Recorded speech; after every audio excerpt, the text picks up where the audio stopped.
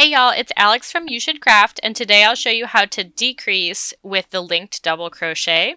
Today we'll learn how to do an LDC2 together and an LDC3 together. So basically decreasing with 3 stitches together and decreasing with 2 stitches together. So let's go ahead and get started. I've already got a little swatch of linked double crochets set up. This is super bulky yarn and a 10mm hook, but you can use any hook and yarn that you have. Okay, so a linked double crochet 2 together looks a lot like a double crochet 2 together. It's abbreviated ldc2tog. So basically, we are going to decrease by 1 across every 2 stitches. So like these 2 stitches right here will become 1 stitch. These 2 stitches will become 1 stitch. So we'll start off our LDC2 together the same as we would if we were doing another LDC in this row. So I'm inserting my hook into this crossbar on the linked double crochet before it. I'm yarning over, pull up a loop, and then inserting my hook into the next stitch. Just like usual, I'm going through both loops, and I'll yarn over and pull up a loop. So now I have 3 loops on my hook, and I'm going to start off like a regular double crochet, but just like with a DC2 together, I'm going to stop here. So I've got kind of a half of a double crochet right here, but since this is linked, I'm going to insert my hook into this crossbar that has already formed, and you'll need to be careful because it's going to be really close to the loop you already have on your hook. So I usually secure this loop on my hook with my finger and then insert my hook into that crossbar and then pull up a loop. So only the first loop on my hook is coming off. It looks a little weird, like there's 2 loops coming off of one hook, but you can ignore that for now. And then I'll continue to make my next linked double crochet. So I already have 3 loops on my hook. I'm inserting my hook into that stitch, pulling up a loop, and then I'm going to pull through the next 2 loops on my hook. So now you can see I have 2 kind of half stitches. Each of these is like the bottom part of a linked double crochet. And I have 3 loops on my hook. And for the linked double crochet 2 together, or ldc2tog, I'm going to pull through all 3 of those loops. And there you go.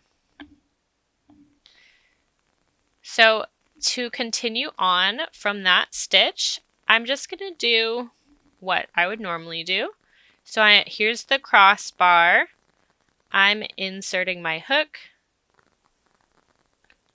pulling up a loop, inserting my hook into the top of the next stitch, pulling up a loop. So I have 3 loops on my hook, yarning over and pulling through those first 2 loops. So I've got a little half stitch here.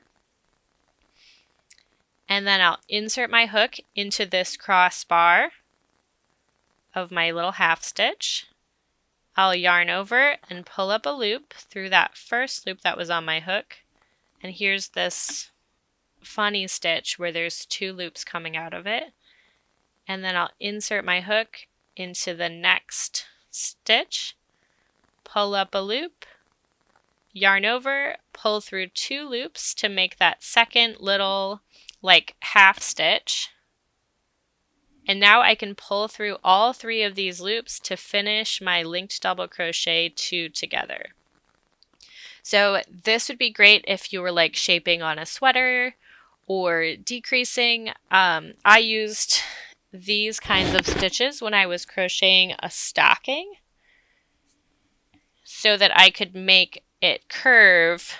Like here I increased on the outside, but then on the inside I had to decrease. So I used these LDC2 together and LDC3 together stitches to kind of pull it in for that decrease.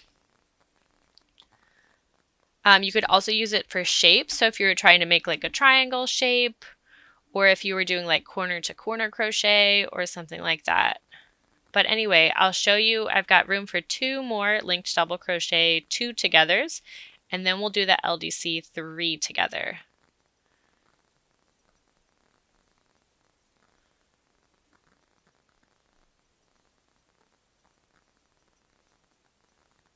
So here's that little half stitch. I'm going to insert my hook into the crossbar and pull up a loop. Insert into the next stitch, pull up a loop, pull through those first 2 loops, and then finish off all of these guys. One more time.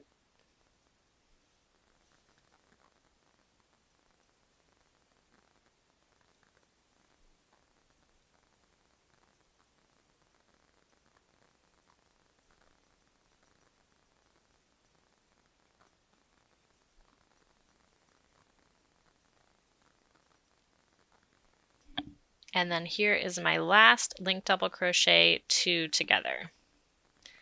So you can see that this row is pulling in because it has less stitches than the previous rows. My last couple rows had 10. This one has 1, 2, 3, 4, 5, 6, which makes sense because we did 4 LDC2 together stitches. So in order to linked double crochet 3 together, or ldc3tog, we will start off exactly the same as we did for the linked double crochet 2 together. So you'll insert your hook into this crossbar, pull up a loop, insert your hook into the top of the next stitch, pull up a loop, and then pull through the first 2 loops like you're doing a double crochet, but here we're going to stop. And then insert your hook into that crossbar of that little half stitch you made, pull up a loop, be careful that it's just 1 loop. And then now we've got our first little half stitch. We're set up for the next half linked double crochet, pull up a loop, and then pull through those first 2 loops. So now we have our second little like half stitch. And then I'm inserting my hook into that crossbar, pulling through a loop, and then inserting my hook into the next stitch. This is our 3rd stitch. I'm going to pull through, oh sorry, I should say I have 2, 4, 5 loops on my hook right now. And then I'll pull through 2 loops. So now I have 3 little half stitches and 4 total loops on my hook. And I'll just pull through all 4 of those loops to make my LDC3 together crochet stitch. And now I'm going to do one more just so you can see. I'll start off in this crossbar. So insert my hook, pull up a loop, insert my hook, pull up a loop, pull through those first 2 loops as if I'm doing a regular linked double crochet.